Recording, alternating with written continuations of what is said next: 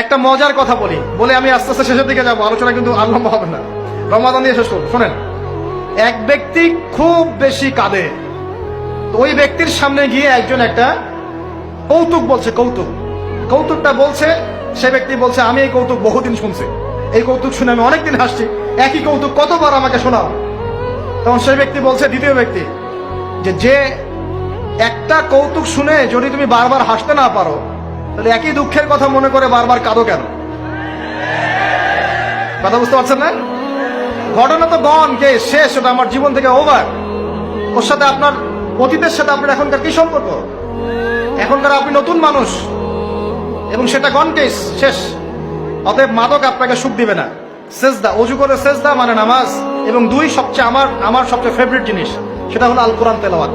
আল কোরআন অর্থ বোঝেন চাই নাই বোঝেন, আপনি তেলাওয়াত করতে থাকেন, মনের সব কষ্ট চলে যাবে ইনশাআল্লাহ। এমন একটা শান্তি ফিল করবেন, এই শান্তির কথা যদি ওই যে পশ্চিমারা জানতো না, তাহলে এখানেই বোম মারা শুরু করতে থাকে। কথা বুঝতে পারছেন? আল্লাহ আমাদেরকে বোঝার তৌফিক দান করুন।